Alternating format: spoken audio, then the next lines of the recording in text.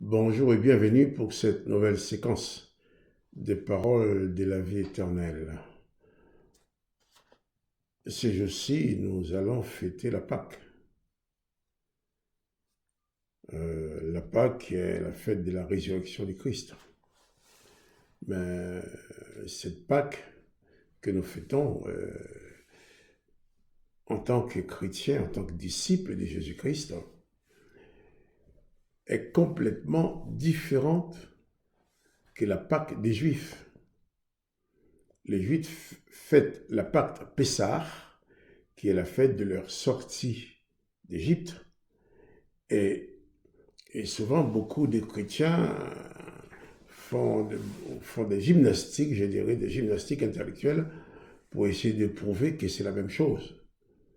Or, si nous regardons dans la Bible, si nous nous permettons d'analyser les écrits qui racontent la Pâque de l'Ancien Testament et les écrits qui racontent la Pâque du Nouveau Testament, sans nous baser sur nos doctrines religieuses, en considérant uniquement les Écritures, nous allons être obligés de constater que c'est des choses complètement différentes qui n'ont pas du tout la même signification. Bien entendu, pour parvenir à réunir les religions, pour dire qu'on est tous pareils, alors on fait souvent de gymnastique, des transformations profondes sur les textes pour les amener à dire ce qui n'est pas dit dans le texte. Nous allons voir seulement la Pâque. Jésus a fait le repas de Pâques avec ses disciples avant de mourir en leur proposant, en leur donnant du pain qui symbolise son corps et du vin qui symbolise son sang. Il a fait ça avant sa mort parce que une fois mourir, il n'aurait plus pu le faire avec eux. Donc il l'a fait un peu en avance. Mais quand les Juifs célèbrent la Pâque dans le repas de Pessah, ils célèbrent tout simplement la sortie de l'esclavage d'Égypte. Et tandis que Jésus, la Pâque de Jésus, nous sort et célèbre notre sortie de l'esclavage de l'Éternel. Notre sortie de l'esclavage de la loi. Notre sortie de la domination des démons sur lesquels l'Éternel place les hommes, puisque c'est lui qui donne les pouvoirs. Bon, vous allez me dire que c'est très dur ce que je dis, mais ce n'est pas dur, c'est écrit. Quand on lit dans l'Ancien Testament, l'Éternel donne toujours pouvoir aux mauvais esprits, à Satan et aux démons sur les hommes. Quand on lit le Nouveau Testament, dans l'Ancien Testament, l'Éternel donne pouvoir aux mauvais esprits. Dans le Nouveau Testament, Jésus-Christ donne le pouvoir aux humains sur le mauvais esprit. Donc nous sommes forcément dans deux registres complètement différents. Donc parlons maintenant de la Pâque. Lorsque les Juifs mangeaient la Pâque, les repas de Pâques en Égypte, lorsqu'ils ont sacrifié les agneaux, un agneau par famille, et ils mangeaient cet agneau, qu'est-ce qui s'est passé dans le pays? On va analyser ça. On va tout simplement lire dans le livre de l'Exode, Exode chapitre 12, il est dit, quand vous mangerez la Pâque, Exode 12, verset 11, il est écrit, quand vous le mangerez, le repas de Pâques, vous aurez vos reins sains et vos souliers aux pieds et votre bâton à la main, et vous les mangerez à la hâte. C'est la Pâque de l'Éternel. Ce n'est pas la Pâque de Jésus-Christ. Ce n'est pas la Pâque du Père. Mais il est dit, cette nuit-là, tu dis que tu manges la Pâque, cette nuit-là, je passerai, l'Éternel dit, qu'il passera, je passerai dans le pays d'Égypte et je frapperai tous les premiers-nés du pays d'Égypte, depuis les hommes jusqu'aux animaux. Et j'exercerai des jugements contre tous les dieux de l'Égypte. Je suis l'Éternel. Le sang de l'agneau, vous servira de signe sur vos maisons et où vous serez. Donc, l'Éternel dit, il dit, je frapperai le pays d'Égypte. Il demande à son peuple de célébrer, de sacrifier l'agneau, de célébrer la Pâque, leur sortie d'Égypte, mais leur disant, tandis que vous allez manger, vous allez célébrer. Moi, l'Éternel, je vais tuer tous les premiers-nés d'Égypte. Donc, le peuple d'Israël était, bien sûr, à la hâte, était en train de manger un délicieux repas, une délicieuse viande, je veux dire en train de se régaler en mangeant, tandis que tous les premiers-nés du pays d'Égypte étaient en train de mourir. Donc, il y avait le deuil, la souffrance, des cris de douleur dans tous les pays d'Égypte. Imaginez-vous dans un pays où tous les premiers-nés sont morts. Donc, il n'existe pas une famille qui n'a pas eu au moins un mort. Imaginez-vous dans un pays, il y a au moins un mort dans chaque famille. Dans certaines familles, il peut y avoir même plusieurs morts parce que si le papa était le premier-né de sa famille, il est mort. S'il a des enfants, son premier-né est mort aussi. Donc, tous les premiers-nés, depuis les hommes jusqu'aux animaux. Donc, l'Éternel demande à son peuple de fêter la Pâque, tandis qu'il détruit l'ennemi. La Pâque de l'Éternel est accompagnée d'une séquence de destruction humaine. Ce qui est complètement différent à la Pâque que Jésus, que le Père nous ordonne de célébrer. Donc, la Pâque que nous célébrons maintenant, en tant que chrétiens, si on se met dans le cadre où on nous dit que nous sommes des judéo-chrétiens, comme si on pouvait être judéo et chrétien en même temps, juif et chrétien en même temps, bien sûr, il peut y avoir des juifs qui se convertissent au christianisme, à Christ, qui sont chrétiens. Mais judéo-chrétien veut dire nous pratiquons le judaïsme et le christianisme en même temps. Donc là, c'est une chose qui n'est pas possible. Il est impossible de faire cela, mais si nous célébrons la Pâque chrétienne, la Pâque de Jésus-Christ, si nous célébrons la Pâque de Jésus-Christ, eh bien, nous ne célébrons pas une Pâque de destruction. Et tandis que Jésus célébrait la Pâque avec ses disciples, il leur donnait le pain, disant, ce pain, c'est mon corps. Donc, c'est moi, Jésus, qui vais me sacrifier. Ce vin que vous buvez représente mon sang. C'est moi, Jésus, qui vais me sacrifier, je n'ai pas les autres. Donc, la Pâque de l'Éternel, c'est la Pâque de la vengeance, de la destruction de l'ennemi, et la Pâque de Jésus-Christ, c'est la Pâque de la grâce, et du pardon. Au point qu'en mourant, Jésus va dire, Père, pardonne-leur, au point que même ceux qui l'ont tué sont pardonnés, parce que c'est la Pâque de la grâce. Donc, faisons attention, en fêtant la Pâque, de ne pas confondre la Pâque juive et la Pâque chrétienne. Et tandis que pendant la Pâque juive, les gens mouraient, pendant la cérémonie de la Pâque chrétienne, c'est la fête de la résurrection. Par exemple, si nous lisons dans les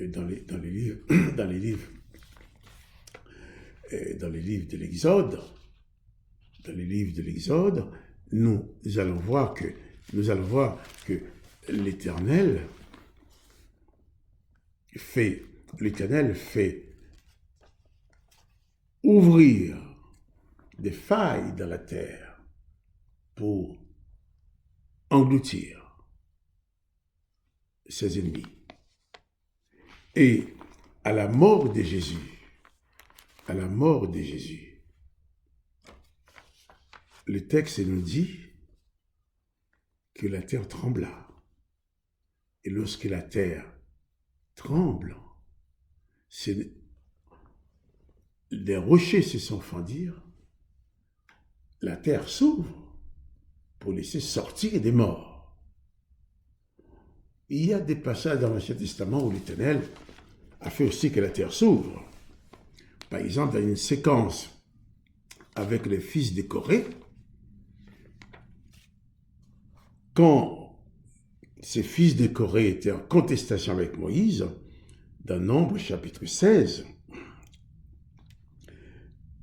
Moïse dit ceci, je vais lire, Nombre 16, verset 28, Moïse dit, « À ceci vous connaîtrez que l'Éternel m'a envoyé pour faire toutes ces choses, et que je n'agis pas de moi-même.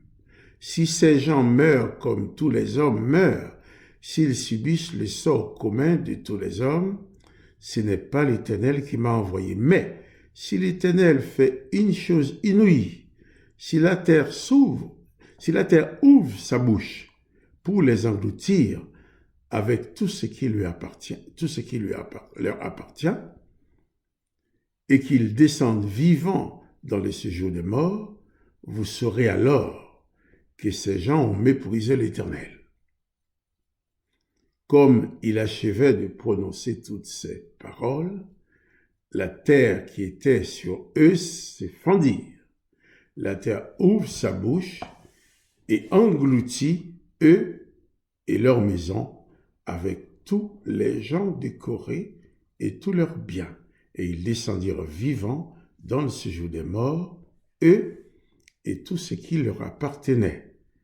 La terre les recouvrit et ils disparurent au milieu de l'assemblée. Tout Israël qui était autour d'eux s'enfuit à leurs cris, car ils disaient, « Fuyons de peur que la terre ne nous engloutisse. »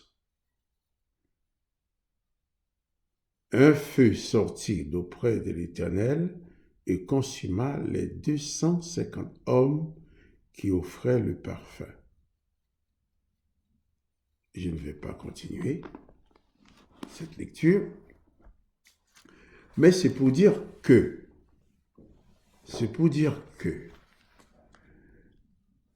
lorsque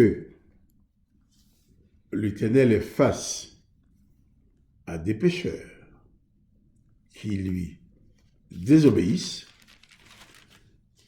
eh bien, il agit sans miséricorde, il détruit.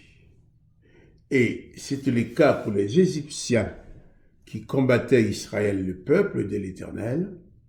Lorsque l'Éternel voulait délivrer son peuple, il a fait toute une mise en scène pour parvenir à bien montrer sa puissance dans sa force de frappe, sa capacité à détruire ses ennemis. Par exemple, pour Pharaon, lorsqu'il envoya Moïse dire à Pharaon, « Laisse aller mon peuple », mais l'Éternel a précisé à Moïse que lui-même, l'Éternel, de son plein pouvoir, avait déjà préalablement endurci les cœurs des Pharaons pour qu'ils puissent désobéir. Et ensuite, à cause de la désobéissance des Pharaons, il allait envoyer des plaies sur les Égyptiens. Et lorsqu'arrive le moment où il allait faire sortir le peuple d'Israël du pays d'Égypte, encore par sa puissance, il a montré aussi sa puissance de frappe, sa capacité de destruction, en disant à Israël, vous allez immoler, vous allez sacrifier l'agneau, que vous allez manger un agneau pour chaque famille, tandis que vous allez manger cette viande à la hâte avant de partir, eh bien, l'Éternel lui-même allait tuer tous les premiers-nés du pays d'Égypte. Il exerce sa vengeance. L'Éternel est un Dieu de vengeance. C'est l'Éternel des armées. Les armées, c'est pour faire la guerre, et l'Éternel mène bien ces guerres. Il va même demander à ses serviteurs de mener d'autres guerres aussi à sa place. Mais Jésus n'est pas un guerrier. Le Père n'est pas un père de guerre. Il n'a pas envoyé Jésus comme commandant de guerre. Il a envoyé Jésus étant son fils unique pour révéler son existence au peuple de la terre et leur accorder la possibilité de vivre éternellement. Moïse a donné un signe à Israël pour savoir que c'est l'Éternel qui l'avait envoyé.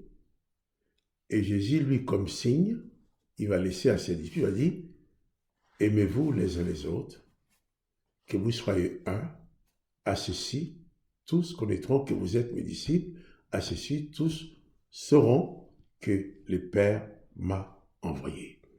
Mais aussi, lorsque Jésus était en train de mourir, lorsqu'il a rendu l'Esprit, qu'est-ce qui s'est produit? Il s'est produit exactement le contraire de ce que l'Éternel fait. Et pourtant, Jésus avait des ennemis aussi. Les ennemis de Jésus étaient devant lui. Ceux qui l'ont tué étaient là, présents. Voilà ce qui va se passer. Il nous dit, Jésus poussa, Matthieu 27, verset 50, Jésus poussa de nouveau un grand cri et rendit l'Esprit. Il meurt. Et voici le voile du temple se déchira en deux, depuis le haut jusqu'en bas. Et là, c'est fort. Ce coin qui était mystique, personne ne pouvait entrer. Jésus est mort. Eh bien, c'est ouvert. Et le voile du temple se déchira en deux depuis le haut jusqu'en bas. La terre trembla et les rochers se fendirent.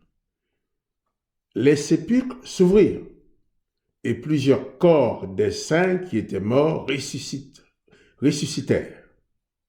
Étant sortis des sépulcres après la résurrection de Jésus, il entrait dans la ville sainte et apparut à un grand nombre de personnes.